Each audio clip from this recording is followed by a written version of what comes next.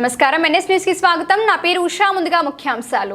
కరీంనగర్ జిల్లా హుజూరాబాద్ నియోజకవర్గం వీడవంక మండలం చల్లూరు గ్రామంలో జిల్లా పరిషత్ ఉన్నత పాఠశాలలో అమ్మ ఫౌండేషన్ మల్లారెడ్డిపల్లి వారి ఆధ్వర్యంలో మామిడాలపల్లి గ్రామానికి చెందిన శ్రీ రామోజీ చంద్రమౌళి సహకారంతో పాఠశాలలోని విద్యార్థులకు 250 స్టీల్ గ్లాసు రాగి జావ తాగేందుకు అందజేశారు. చంద్రమౌళి గారు ప్రధాన మధ్యలో మిగతా అతిథులు కలిసి పిల్లలకు గ్లాసులో పంపిణీ చేయాల్సిందిగా కోరుచున్నా. ముందుగా పిల్లలు అమ్మాయిలు రండి. 6th class girls.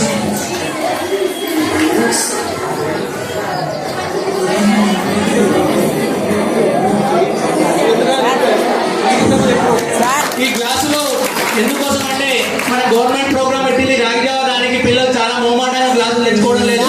అందుకే సార్ ఉద్దేశం మేరకు అమ్మ ఫౌండేషన్ ఆధ్వర్యంలో మన రామోజీ చంద్రమౌళి గారి సహకారంతో పిల్లలకి ఇస్తున్నాం. మనం పర్పస్ దేనిగా ఇస్తున్నాం అన్నది ఖచ్చితంగా మనం వినియోగించాలి. ఖచ్చితంగా రాగి జావ తాగితే మన పౌష్టికాహారం వల్ల ఆరోగ్యం బాగుంటుంది.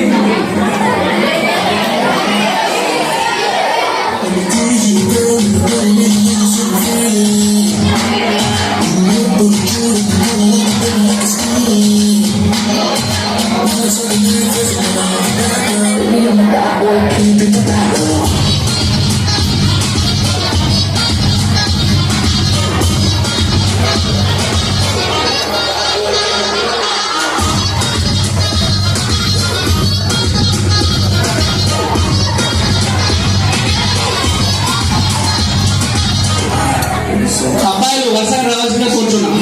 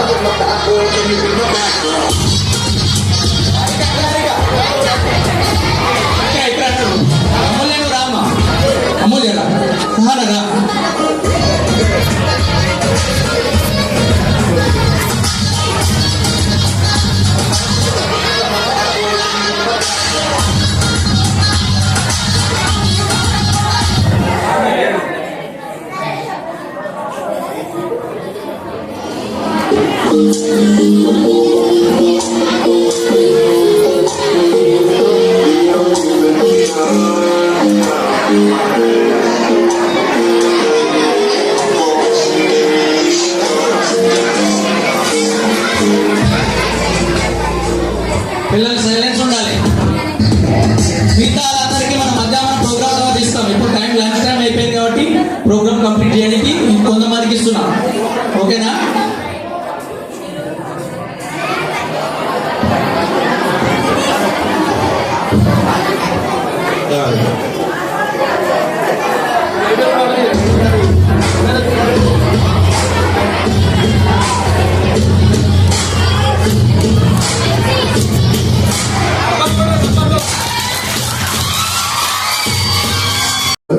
అమ్మ నాన్న సతాయిస్తుంటాడు, టీవీ పలుకొడుతుంటాడు. నేను చాలా మందిని చూసిన.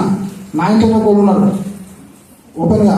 నా ఇంటనే కోళ్ళు, నా చిన్న కొడుకు ఒకడు బెంగళూరులో ఎంబీఏ చేసి జాబ్ చేస్తున్నా అనుకుంటే అడిక్ట్ అయిపోయింది గంజాయి. వాడిని ఇప్పుడు కాపాడుకోవాలని చాలా ఇబ్బంది అవుతాను. తీసుకుపోయి హైదరాబాద్ హాస్పిటల్ అడ్మిట్ చేసినాం. అంటే గంజాయి ఇక్కడ అక్కడ కాదు, మన రూరల్ విలేజ్లో కూడా చొచ్చుకొని వచ్చింది. ప్రతిరోజు కూడా చాలా వరకు నేను ప్రతి విలేజ్ తిరుగుకుంటూ ఈవినింగ్ టైంలో అవగాహన ప్రోగ్రామ్ చేస్తున్నాం. ఒక్కటే విషయం, రెండే విషయాలు చెప్తున్నాం ఎక్కువ.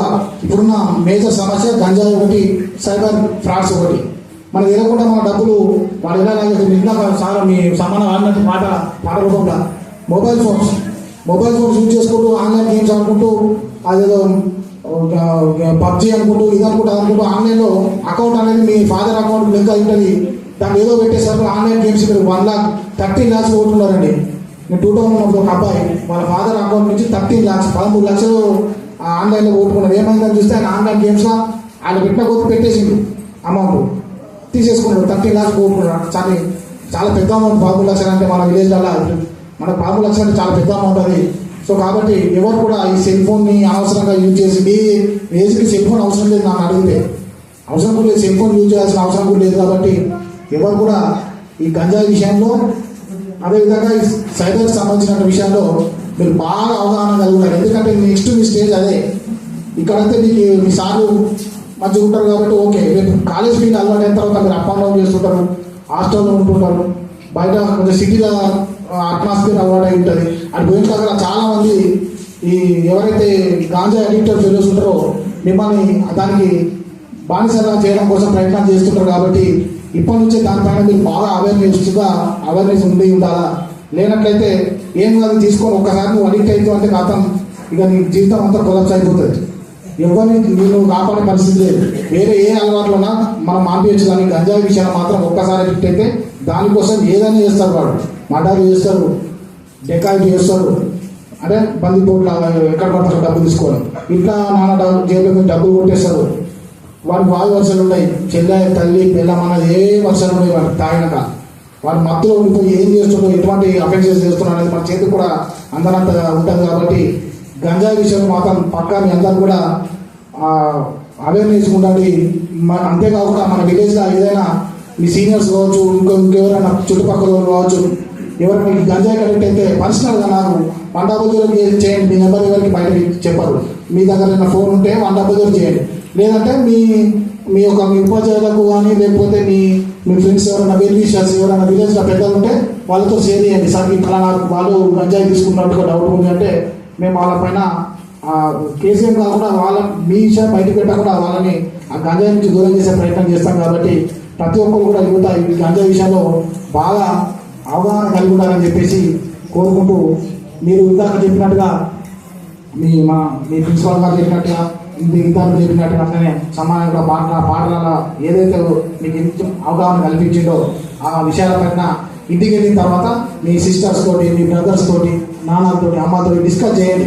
ఈరోజు స్కూల్లో ఇట్లా ప్రోగ్రామ్ జరిగింది, ఎస్ఐ గారు వచ్చిండు, ఇట్లా చెప్పిండు, ఇంకా కొందరు అవగాహన కల్పించడానికి మాకు అమ్మ ఫౌండేషన్ నుంచి కొందరు వచ్చి పాఠపూర్వకంగా మాకు చెప్పిండు, ప్రిన్సిపాల్ గారు మాకు ఈ విషయాలు చెప్పిందని చెప్పి ఇంట్లో చెప్పండి. గంజాయి పైన ఇట్లా ఉందంట, బాగా ఇబ్బంది ఉందట, పరిస్థితి ఇట్లా ఉందట అని చెప్పండి. అదేవిధంగా మీ బ్రదర్స్ లాంటి వాళ్ళు ఎవరైనా ఉంటే కూడా వాళ్ళకు కూడా చెప్పండి. పోలీసు వాళ్ళు బాగా నిఘా పెట్టిండు. ఎవరైనా గంజాయి తీసుకొని దొరికినట్టయితే పీనల్ సెక్షన్స్ కూడా చాలా ఎక్కువగా ఉన్నాయి. ఇప్పుడు ఈరోజు మర్డర్ కేసులో, ఆయన రేప్ కేసులో కూడా 1 month లోపల బయటకు వస్తారు. కానీ ఈ గాంజాయి కేసులో ఒక్కసారి దొరికిందంటే 2 months బయట రారు, వాళ్ళ పైన పీడియాకు పెట్టడం జరుగుతుంది. దీని విషయంలో గవర్నమెంట్ కూడా తెలంగాణ స్టేట్ నార్కోటిక్ బ్యూరో అని చెప్పేసి కొత్తగా ఒక ఏజెన్సీ కూడా స్థాపించడం జరిగింది. దీన్ని సపరేట్గా 2 చేయాలని కూడా అలర్ట్ చేసిండు. ప్రతి ఒక్క జిల్లాకు సపరేట్ మన మండల పోలీస్ స్టేషన్ ఉన్నట్టుగా సైబర్ మన దీనికి సంబంధించి, మన గంజాయికి సంబంధించి separate police station, NDPS act సంబంధించి సపరేట్ పోలీస్ స్టేషన్ అన్నట్టు ఒక వింగ్ తయారు చేయడం జరిగింది. అంటే అర్థం చేసుకోండి ఎందుకు ఇంత ఎత్తున్నారని చెప్పేసి. సో కాబట్టి నేను ఇంకా చాలా విషయాల మీద మాట్లాడాలని, మళ్ళీ ఎప్పుడు అవకాశంతో మాట్లాడతా, నేను ఏదైనా ప్రోగ్రామ్ చేస్తా, వచ్చి చాలా విషయాల మీద డిస్కస్ చేస్తా. సో టైం కూడా బాగా అవుతుంది, మీరు కూడా లంచ్ చేయలేరు, ఇబ్బంది అవుతుంది. కాబట్టి మనం చెప్పిన విషయాన్ని కూడా మీరు మైండ్లో పెట్టుకోండి. మీ యొక్క ఫ్యూచర్లో మంచి పోవాలంటే మాత్రం నేను చెప్పింది ఒకటి మాత్రం 100% కరెక్ట్.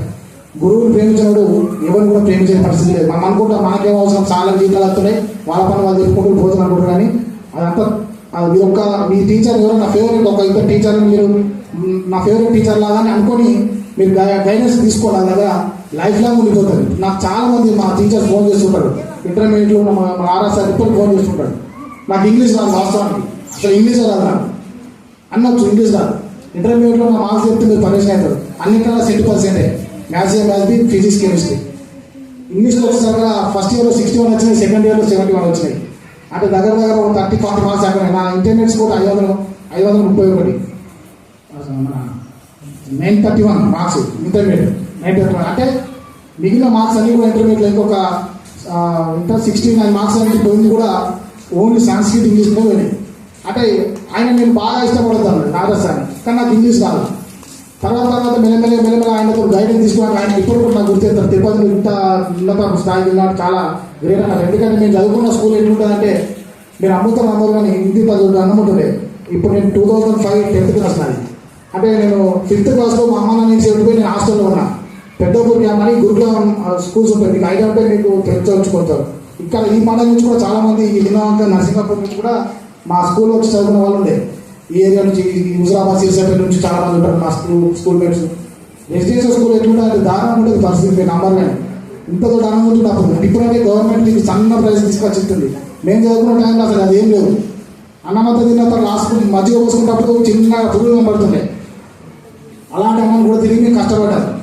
అంటే కష్టపడాలని అనుకుంటే ఏ స్టేజ్కైనా వెళ్ళచ్చు. అర్థమైందా? మా ఇంటికాడ కూడా ఎకనామికల్ పరిస్థితి చాలా పూరే. మా ఫాదర్